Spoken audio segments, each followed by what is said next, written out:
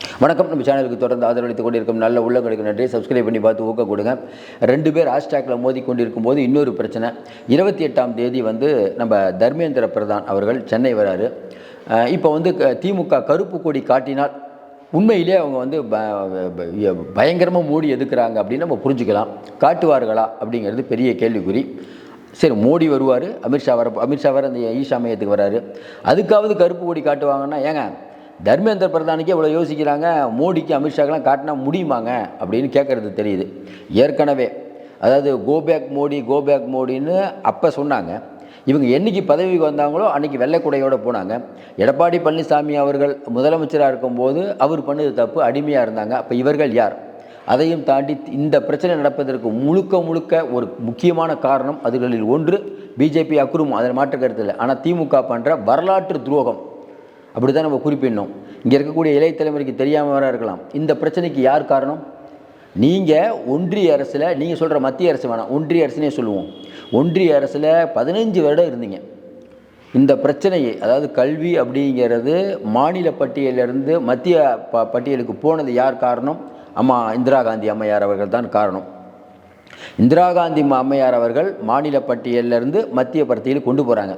சரி, அதுக்கப்புறம் தான் நீங்கள் தான் கொள்கை வீரர்களாச்சே. அதுக்கப்புறம் என்ன பண்ணீங்க? நீங்கள் ஐக்கிய முற்போக்கு அணி கூட்டணியில் இருந்தீங்க. அதாவது மன்மோகன் சிங் அவர்கள் கூட்டணியில் இருந்தீங்க, ஐக்கிய குஜரால் இருந்தீங்க, தேவகோடா இருந்தீங்க. நீ இல்லாத இடம் இது. 15 வருடங்கள். இன்னும் எங்கே நிறைய பேருக்கு தெரியல. உடன்பிறப்புகள் கமெண்ட் சூப்பராக அதுக்கு போடுங்க. உண்மையிலே கேட்குறோம். இன்றைக்கி இருக்கக்கூடிய சொல்லுமே இளைய தலைமுறைக்கெல்லாம் தெரியணும். யாரை ஏமாத்துறீங்க தமிழ்நாட்டில்? இன்னும் குறிப்பாக சொல்லணுன்னா, வீல் சேரில் கலைஞர் அவர்கள் டெல்லி போய் எனக்கு இந்த இலாக்கா தான் வேணும்னு காங்கிரஸில் கேட்டு வாங்கினீங்களா இல்லையா? வரலாறு தானே பேசிகிட்டு இருக்கோம். தகவல் தொழில்நுட்பத்துறை அமைச்சராக தயாநிதி மாறன் சொன்னாங்க. இது கேட்க தானே போனீங்க. இந்த 2G அலைக்கற்றை விஷயத்தில் அவருக்கு அந்த ராஜா அவர்களுக்கு அந்த தகவல் தொழில், அதுக்கப்புறம் தான் தயாநிதி மாறன் முதல்ல அவங்களுக்கு கொடுத்தாங்க. இதை கொடுக்க சொன்னது யார்? இந்த இந்த இந்த போர்ட்ஃபோலியோ தான் எங்களுக்கு வேணும். அதேமாதிரி டிஆர் பாலுக்கு இந்த துறை. அதற்காக டெல்லியில் 3 நாட்கள் முகாமிட்டு கலைஞர் அவர்கள் தள்ளாத வயதிலும் போய் வாங்கிட்டு வந்தீங்க. டிமாண்ட் பண்ணி வாங்கிட்டு வந்தீங்க. 15 வருடங்கள்ங்க. சும்மா நான் 1 வருஷம் 2 வருஷம் இல்லை. அப்போ நீங்கள் நினச்சிருந்தா ஏங்க இந்த மாதிரி கல்வியை மாநில பட்டியலில் கொடுங்க. நீங்கள் தான் தேசிய கொடியை முதலில் கலைஞர் தான் ஏற்ற வச்சார். மாநில முதல்வர்கள் தேசிய கொடியை ஏற்றியதற்கு முக்கிய காரணம் கலைஞருங்கிறீங்களே. தேசிய கொடி ஏற்றுறது ரைட்டுங்க, மக்களுக்கு என்னங்க தேசிய கொடி நீங்கள் ஏற்றுங்க, ஏற்றாமல் போங்க, அது பிரச்சனை. நமக்கு என்ன பிரச்சனை? அது யார் ஏற்றுனா என்ன? கரெக்டாக நம்ம பேசுகிறது. நீங்கள் ஆளுநர் ஏற்றுறோம், முதலமைச்சர் ஏற்றுறோம், இது ஒரு பெருமைங்கிறீங்க. சரி, பெருமை வாங்கி கொடுத்துட்டீங்க. அதுக்கப்புறம் இதை வாங்கி கொடுத்திருந்தால் தமிழ்நாடே உங்களுக்கு கொண்டாடிட்டு இருக்குமா? கொண்டாடாதா? கொஞ்சம் யோசனை பாருங்கள் இன்றைக்கி இருக்கக்கூடிய சூழ்நிலையில். அதனால் இன்றைக்கி இருக்கக்கூடிய சூழ்நிலையில் தேசிய கொடியை ஏற்றுவதற்கு நாங்கள் வாங்கி கொடுத்து கண்ணியத்தை ஏற்படுத்தி கொடுத்துட்டோம் அப்படின்னு சொல்லக்கூடிய திமுக இதையும் செய்து இருக்கலாமே. நம்ம என்ன கேட்குறோம்? இன்றைக்கி இருக்கக்கூடிய சூழ்நிலையில் அதை தவறியது யார்? இதெல்லாம் உண்மையெல்லாம் மறைச்சிட்டு நாங்கள் இந்திக்கு எதிராக போராடுறோங்கிறீங்க. ஒரே ஸ்ட்ரெயிட்டான கேள்வி தான் கேட்குறாரு அண்ணாமலை. அப்பா, நீங்கள் வச்சுருக்க ஸ்கூல்லலாம் ஹிந்தி இருக்கா இல்லையா? ஆமாங்க இருக்குது. ஓ, அப்போ நீங்கள் பணம் சம்பாதிக்கிறதுக்காக சிபிஎஸ்சி பள்ளி வச்சுருக்கீங்க, உண்டா இல்லையா? அதெல்லாம் இல்லை. ஸ்ட்ரெயிட்டாக வாங்க பாஸ். கரெக்டாக இளைய தலைமுறை என்ன கேட்குறாங்க? நீங்கள் வச்சுருக்கீங்களா இல்லையா? ஆமாங்க வச்சுருக்கோம். விட்டுருங்க. அப்போ உங்களுக்கு பேசுறதுக்கு வேலையே இல்லை. எந்த தமிழ்னு சொல்லி நீங்கள் ஆட்சிக்கு வந்துருக்கிறீர்களோ, தமிழ் நன்றாக பேசி அதாவது எதுகை மோனையெல்லாம் பேசி ஆட்சிக்கு வந்துருக்கிறீர்களோ, இந்த தமிழ் அப்படிங்கிற ஒன்றை வைத்து விட்டு நீங்கள் சம்பாதித்த பணம் பல லட்சம் கோடிகள் உண்டா இல்லையா இன்றைக்கி இருக்கக்கூடிய நிலைமையில்? இது எப்படிங்க நம்ம ஜஸ்டிஃபை பண்ண முடியும்? ஒரு பக்கம் பாஜக ஆமாம் தான், அவங்க தான் மோசமான ஆளுங்க தான் எங்களுக்கு தெரியுமே. நீங்கள் யாருன்னு தான் நம்ம கேட்டுட்ருக்கோம். எதை கேட்டாலும் பாஜகன்னு சொல்லிட்டு அவங்க பண்ணுற அயோக்கியத்தனம் நேரடியாக அவங்க சொல்கிறாங்க. காங்கிரஸ் ஆட்சியில் இருக்கும்போது கூட, அது மன்மோகன் சிங் ஆட்சியாக இருந்தாலும் வாஜ்பாய் ஆட்சியாக இருந்தாலும், அப்போ கூட இந்த மாதிரியான பிரச்சனை சொல்ல. நீங்கள் ஒத்துக்கிட்டால் தான் பணம் கொடுப்பேங்கிறது தவறான காரியம். இது பிஜேபி வீம்புக்குன்னே பண்ணுறாங்க. பிஜேபிக்கு என்ன நோக்கம் பார்த்தீங்களா? விஜய் அமைதியாகிட்டார், எடப்பாடி அமைதியாகிட்டார். நம்ம 2 பேரும் தான் எதிர்கட்சி. நீ என்ன திட்டு, நான் உன்னை திட்டுறேன். நம்ம 2 பேரும் கேவலமாக திட்டிக்குவோம். மக்கள் அதை பார்க்கட்டும். மக்களுக்கு வேறு பொழுதுபோக்கே வேணாம். ஏன்னா காலையில் சீரியல் பார்க்குறாங்க, மத்தியானம் சீரியல் பார்க்குறாங்க. அந்த நடுவில் என்டர்டெயின்மெண்ட் இருக்குல்ல, அது என்டர்டெயின்மெண்ட். அண்ணா சாலைக்கு வா, அங்கே வா, இங்கே வான்னு வடிவேல் படத்தில் சொல்கிற மாதிரி காமெடி பண்ணிகிட்டு இருக்கீங்க. ஹேஷ்டேக் போடுறது ஒரு பெருமையாக ஒன்று அண்ணாமலை சொல்கிறாரு. நாளை எழுதி வைத்து கொள்ளுங்கள், ஹேஷ்டேக் போடுறேன். பணம் கொடுத்தா ஹேஷ்டேக் பெரிய அளவுக்கு வரும்போது நாளைக்கு நீங்களும் நானும் கூட பண்ணால் கூட பெரிய ட்ரெண்டிங் ஆகலாம். இது யாருக்கும் பண்ண முடியாதான்? இது ஒரு மேட்ராங்க. பணத்தை கொடுங்கன்னா இது ஒரு கேள்வியாது?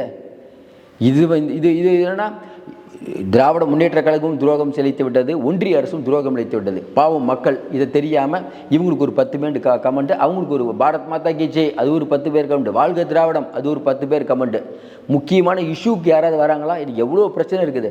அதையெல்லாம் விட்டுட்டு இதை பற்றி விவாதிக்கக்கூடிய நிலைமையில் இருக்கக்கூடியது காரணம் என்ன? திட்டமிட்டு கொஞ்ச நாளைக்கு முன்னாடி வரைக்கும் சீமான் ஓடிட்டு இருந்துச்சு. சீமான் பார்த்தாரா? உன்னை யோசனை பாருங்கள், நல்லா உங்களுக்கு ஞாபகப்படுத்தி பாருங்கள். சீமான் அவர்கள் இவருக்கு நன்மை பண்ணிட்டு இருக்காரு. முதல்ல பண்ணி ஒரு 20 நாள் ஓடிச்சு. இப்போ அண்ணாமலை அவர்கள் இவருக்கு நல்லது பண்ணுறார்.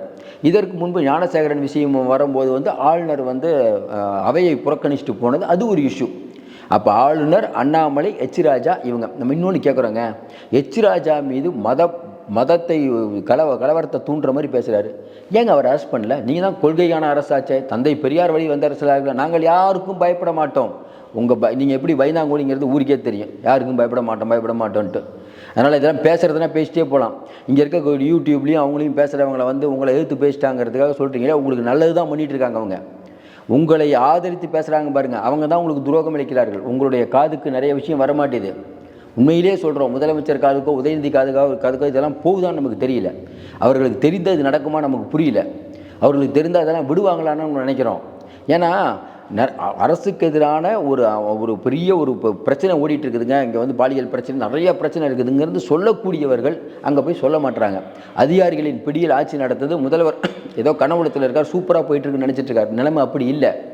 இப்போ எல்லாருக்கும் கேட்குறது என்ன? இப்போ தர்மேந்திர பிரதான் வரும்போது ஏன் கருப்பொடி காட்ட மாட்டாங்கன்னு சொல்லுங்கள். அது ஜெயலலிதா அம்மா தான் என்ன பண்ணுவாங்க?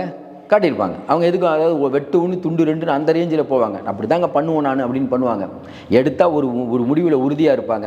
இல்லைன்னா அமைதி, அதாவது ஆதரித்தாலும் பயங்கரமாக ஆதரிக்கிறது, எதிர்த்தாலும் பயங்கரமாக ஆதரிக்கிறது. நீங்கள் அப்படி இல்லை. ஆதரித்தாலும் முழுமையாக ஆதரிக்க மாட்டீங்க, எதிர்த்தாலும் முழுமையாக எதுக்க மாட்டீங்க. உங்களுக்கும் பிஜேபிக்கும் அண்டர்டேக்கிங் டீலிங் மக்களுக்கு தெரியாதா? இப்போ பார்த்தீங்கன்னா மறுபடியும் நம்ம இவர் ஒன்றிய அரசு இன்னொரு உத்தரவு, சிபிஎஸ்இ பள்ளிகளை இனிமேல் ஆரம்பித்தால் தமிழக அரசு மட்டும் இல்லை, இந்தியாவில் எந்த மாநில அரசினுடைய ஒப்புதலும் தேவையில்லை. முடிஞ்சா அப்போ இனிமேல் யார் வேணால் சிபிஎஸ்இ ஆரம்பிக்கலாம். ஆரம்பித்தா தமிழ்நாடு அரசு அதுக்கு இப்போ தமிழ்நாடு அரசு அனுமதி கொடுக்க வேணாம். இது அதாவது ஒரு மாநில அரசினுடைய உரிமையில் தொடர்ந்து ஒன்றிய அரசு எப்படி தலைவிட்டு கொண்டு பார்த்துட்ருக்கீங்களா? ஒரு ஸ்கூலில் ஒரு ஹெச்எம் இருந்தாருன்னா அங்கே கிளாஸில் நிறையா இருக்கும். கிளாஸ் டீச்சர் தான் அந்த மாணவர்களை பற்றி தெரியும், அந்த மாணவர்கள் எவ்வளோ கற்கிறார்கள் என்று தெரியும். ஏன்னா தினம் அவங்க தான் அவங்களோட பேசிகிட்டு இருக்காங்க. ஹெச்எம்க்கு தெரியாது, டீச்சர் சொல்கிறது தான் ஹெச்எம்கிட்ட. ஆனால் இப்போ என்ன பண்ணுறாருன்னா, ஹெச்எம்ஏ ஸ்ட்ரெயிட்டாக வந்து அங்கே இருக்கக்கூடிய மாணவர்கள்ட்ட நீ அதை பண்ணு இதை பண்ணுன்னா அப்புறம் டீச்சர் எதுக்கு அதை போட்டிருக்கீங்க? இன்றைக்கி ஒவ்வொரு மாநிலங்களுக்கும் ஒரு அதிகாரம் இருக்கிறது. நீங்கள் என்ன பண்ணுறீங்க? இந்தியாவுக்கு ஒட்டுமொத்தமாக இந்தியை கொண்டு வரீங்க. ராகுல் காந்தி அவர்கள் சொல்வது போல் இந்தியை விட்டு இந்தியை படிங்க வேணாங்கிற. ஆங்கிலம்தான் நல்ல மொழி. ஆங்கிலம் ஏன் நல்ல மொழிங்கிறோம்னா, வரலாற்று நூல்கள்லேருந்து சயின்டிஃபிக்லேருந்து எல்லாமே ஆங்கிலம் தான் இருக்குது. உலகளாவிய மொழி ஆங்கிலம். அதை நீங்கள் வந்து இது பண்ணிட்டு இன்னொன்று வந்து நிறைய பேர்லாம் சொல்கிறாங்க, காமராஜர் அவர்கள் இந்தி எதுக்கலன்ட்டு. அப்படிலாம் இல்லையா. காமராஜர் அவர்கள் ஆங்கிலத்தை ஆதரித்தார். படிக்கிறதுனா ஹிந்தி படிங்க. இப்போ கூட ஹிந்தி பிரச்சார சபையில் யாராவது படிக்கிறீங்களே, கேள்வி எழுப்பீங்களா? ஆனால் இந்த ஒரு விஷயத்தை வச்சுட்டு திமுக குளிர்காய நினைக்கிறத வந்து மக்கள் ஏமாற மாட்டாங்க. நீங்கள் நினச்சிட்ருக்கீங்க நாளாக இவங்க அம்பலப்பட்டுட்டு போயிட்டே இருப்பாங்க. இப்போ ஒன்றுமே இல்லாத ஒரு பிஜேபிக்கு ஒரு அவல் கிடைச்ச மாதிரி இப்போ பேசிகிட்டு இருக்காங்களா இல்லையா? நம்ம ரொம்ப தெளிவாக கேட்டதுக்கு இது வரைக்கும் யார்ட்டிருந்தும் பதில் வரல. அதுவும் திமுக இந்த விஷயத்தில் பதில் இல்லை. பிஎம்ஸ்டி திட்டத்தில் நாங்கள் எம்ஓவி சைன் பண்ணுறோம், நீங்கள் லெட்ரு எழுதுனீங்களா இல்லையா? ஸ்ட்ரெயிட்டான பதில் எழுதி கொடுத்தீங்கல்ல. அப்புறம் மறுபடி இல்லை, நான் அந்த லெட்டருக்கு என்ன பதில் சொன்னாங்க? அந்த லெட்டர் நாங்கள் எழுதலைன்னு சொன்னாங்களா? வாசகம் ரொம்ப தெளிவாக நம்ம நிகழ்ச்சியிலே படித்தோமே. பிஎம்ஸ்டி திட்டத்தில் நாங்கள் சேர்ந்து கொள்கிறோம். அதுக்கப்புறம் பார்த்தீங்கன்னா இப்போ அடுத்த தவணையை எப்போது விடுவிப்பீர்கள்? அப்புறம் பார்த்தீங்கன்னா அதுக்கு ஒரு கமிட்டி போடுறோம். நம்ம எப்பயே கேட்டோம், ஏங்க சேர்ந்து கொள்கிறோம் ஃபஸ்ட்டு வார்த்தை. அதுக்கப்புறம் எதுக்கு கமிட்டி போடுறோம்? யார்? இப்போ இந்த அரசு ஊழியர்களுக்கு வந்து ஓய்வூதியத்துக்கு வந்து ஒரு கமிட்டி போடுறோங்கிறீங்க. கம்யூனிஸ்ட் இப்போ சண்முகம் அவர்கள் சொல்லிட்டாரு, கமிட்டியை கலைக்கலைன்னா வரக்கூடிய 2026 உங்களுக்கு பெரிய பாதிப்பு இருக்கும்னு. உண்டா இல்லையா? என்ன பேசிகிட்டு இருக்கீங்க? உங்கள் கூட்டணி கட்சி தானே சொல்கிறது. வேங்கை விஷயத்தில் திருமாவளவர்கள் உங்களை எதிர்த்து பேசிகிட்டு இருக்காரு. வேல்முருகன் ஏற்கனவே திட்ட ஆரம்பிச்சிட்டாரு. கேட்டால் கூட்டணி பலமாக இருக்கிறதுங்கிறீங்க. 200 மைனஸ் ஆகும்னு சொன்னாங்க, ஆகுதா இல்லையான்னு பாருங்கள். இந்த மாதிரிலாம் பண்ணால் மக்கள் எவ்வளோ நாள் பொறுத்துட்டு எவ்வளோ நாள் ஒருத்தரை ஒரு நாள் ஏமாத்தாலும் 2 நாள் ஏமாற்ற எத்தனை நாளுங்க ஏமாற்றிட்டு இருப்பீங்க? இது ஒரு பிரச்சனையா? நீ அண்ணா சாலைக்கு வா அந்த சாலைக்கு வான்ட்டு மக்களுடைய பிரச்சனைகளை கவனம் செலுத்த வேண்டியது. அதுவும் இல்லாமல் வார்த்தைகள்லாம் பார்த்தீங்கன்னா நீங்கள் அவதூறுகளுக்கு நிறைய பேர் போடுறீங்க. உங்கள் மேலே என்னங்க இப்படி இல்லாமல் பேசுகிறது? அவர் அண்ணாமலை பேசுகிறது ரொம்ப தப்பு. அவர் ரொம்ப ஓவராக பேசுகிறார். அதாவது ஒரு ஐபிஎஸ் ஆஃபீஸராக இருந்தவர் என்னங்க ஒரு அந்த பதவிக்கு ஒரு மரியாதையோடு உங்களை போட்டிருக்காங்க தமிழ்நாட்டில். எவ்வளோ கண்ணியமாக நீங்கள் பேசணும். இப்படி யாராவது ஒரு உயர் அதிகாரிகள் ஐபிஎஸ் அதிகாரிகள் பேசுவாங்களா? சாதாரண மனிதர் கூட இப்படி பேச மாட்டாருங்க. அப்படி பேசுகிறாரு, வாடா போடாங்கிற ரேஞ்சுக்கு பேசுகிறாரு அவர்.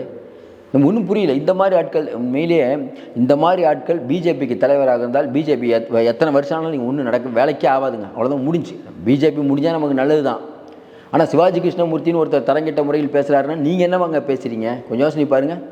துணை முதல்வர் பார்த்து அந்த மாதிரி கேட்கலாமா? எல்லாத்துக்கும் ஒரு மரியாதை இருக்குல்ல. உதயநிதி பேசும்போது நம்ம கேட்டோம், ஏங்க தப்புங்க, நீங்கள் எடப்பாடி பழனிசாமி அப்படி கேட்கக்கூடாது, வயசில் பெரியவர், முன்னாள் முதலமைச்சர்னு கேட்டோம். இப்போ நீங்களே அதே மாதிரி பண்ணுறீங்களே. உதயநிதி அவர்களை விட நான் மேம்பட்டவங்கிறீங்களே, அப்புறம் என்ன அர்த்தம்? அது இப்படிலாம் பேசலாமா? நீங்கள் 2 பேர் சண்டையில் இன்றைக்கி ஹேஷ்டாக்லாம் பெரிய அளவுக்கு போயிட்டு மறுபடியும் சொல்கிறோம், இது தமிழகத்துக்கு நன்மை பயக்காது. தமிழ் கூறும் நல்லுறகம் இதை பார்த்துட்டு இருக்குது. உடன்பிறப்புகள் ஏற்கனவே நம்ம சொல்கிற மாதிரி 200 ரூபா வாங்கிட்டு அவங்க ஒரு ஹேஷ்டாக் போடுறது, நீங்கள் 300 ரூபா வாங்கிட்டு நீங்கள் ஒரு ஹேஷ்டாக் போடுறது, வெகுஜன மக்கள் பார்த்துட்ருக்காங்க. அவங்க 2 பேரையும் பார்த்துட்ருக்காங்க. நீங்கள் நினைக்கிறீங்க ஒருத்தர் பேசும்போது அவரை கண்டபடி திட்டி கமெண்ட் போட்டால் வெகுஜன மக்கள் ரசிப்பாங்கன்னு. மக்களுக்கு தெரியும் நீங்கள் யார் போடுறீங்க, எதுக்கு போடுறீங்கன்னு மக்களுக்கு தெரியாது. 200 ரூபா ஊப்பிக்கல்னே பேர் வச்சுருக்காங்களே. உண்மையிலே அவங்க திட்டி போடுறதுனால உங்களுக்கு 200 ரூபா கிடைச்சா எனக்கு உண்மையிலே சந்தேகம். நன்றாக திட்டுங்கள்.